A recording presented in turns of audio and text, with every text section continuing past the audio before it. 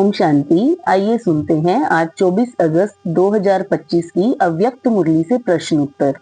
प्रश्न 1, बाप दादा ने आज बच्चों के कौन से 3 खाते चेक किए? उत्तर, पहला पुरुषार्थ द्वारा श्रेष्ठ प्रारब्ध का खाता, दूसरा संतुष्टता से दुआओं का खाता और तीसरा निस्वार्थ सेवा द्वारा पुण्य का खाता। ये तीनों खाते आत्मा की समृद्धि का आधार हैं और आगे चलकर राज्य अधिकारी बनाने वाले हैं। प्रश्न 2, इन 3 खातों की निशानी क्या बताई गई? उत्तर, निशानी है सदा स्वयं और सर्व के प्रति संतुष्ट रहना, शुभ भावना शुभ कामना रखना और खुश नसीब स्थिति की अनुभव करना। जो यह अनुभव करता है वही खाता जमा कर रहा है। प्रश्न 3, इन खजानों को जमा करने की मुख्य चाबी क्या है? उत्तर, निमित्त भाव, निर्माण भाव और निस्वार्थ भाव। जो बच्चा निमित्त और निस्वार्थ बनता है वही खजाने को जमा कर सकता है। प्रश्न 4, दृढ़ता की स्थिति को किस प्रकार समझाया गया? उत्तर, दृढ़ता की स्थिति है यह अनुभव करना कि कार्य हुआ ही पड़ा है, बना ही पड़ा है, इसमें कोई संदेह या होगा नहीं होगा का संकल्प नहीं आता। प्रश्न 5, पास होने के 3 रूप कौन से बताएं? उत्तर, पास रहना, जो बीता सो पास करना और पास विद ओनर होना। तीनों पास लेने से आत्मा को राज्य अधिकारी की फुल पास मिल जाती है। प्रश्न 6, समान बनने में सबसे बड़ा विघ्न कौन सा है? उत्तर, सबसे बड़ा विघ्न मैंपन है। देह अभिमान ही आत्मा को बाप समान बनने से रोकता है। प्रश्न 7, बाप दादा ने मैं शब्द के साथ कौन सा जुड़वा शब्द जोड़ने की शिक्षा दी? उत्तर, मैं आत्मा, इससे देह अभिमान नहीं आत्म अभिमान जागृत होता है और स्मृति बनी रहती है।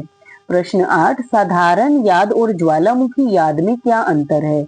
उत्तर, साधारण याद हल्की और सामान्य है, पर ज्वालामुखी याद शक्तिशाली और प्रचंड है। यही ज्वालामुखी याद मैंपन को जलाकर आत्मा को शक्तिशाली बनाती है। प्रश्न 9, आजकल आत्माओं की पुकार किस बात की है? उत्तर, आत्माओं की पुकार है अभी संपन्न और समान बनना। वे दुखों से मुक्ति चाहती हैं, इसीलिए समय पुकार रहा है कि अब देरी ना हो। प्रश्न 10, सेवा में कौन सी सेवा अधिक आवश्यक बताई गई?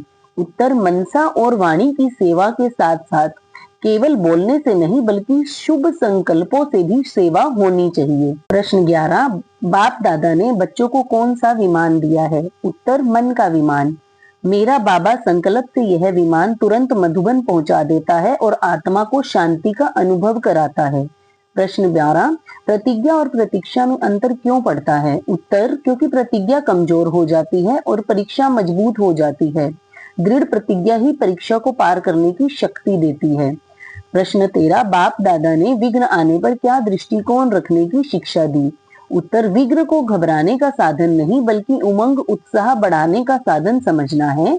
विघ्न आत्मा की शक्ति बढ़ाते हैं। प्रश्न 14, दान की विधि से कौन सी चीज समाप्त की जा सकती है? उत्तर, अपनी कमजोरियां। जब आत्मा दाता विधाता बनकर दूसरों को खजाना देती है तो अपनी कमजोरियां स्वतः समाप्त हो जाती हैं। प्रश्न 15, जब आत्मा अपसेट हो तो क्या करना चाहिए? उत्तर, दिल से मेरा बाबा कहना और उसी प्यार में समा जाना। बाबा का प्यार अपसेट स्थिति को समाप्त कर देता है। प्रश्न 16, सफलता और विजय के बारे में बाप दादा ने क्या अंतिम संकल्प दिलाया?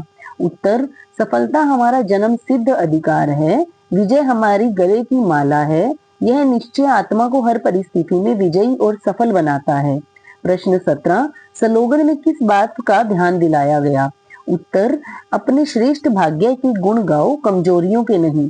आत्मा जिस बात पर ध्यान देती है वही बढ़ती है। हर रोज की मुरली से प्रश्न उत्तर सुनने के लिए चैनल को सब्सक्राइब करें और बेल आइकन जरूर दबाएं। वीडियो को दूसरे भाई बहनों के साथ शेयर जरूर करें। ओम शांति।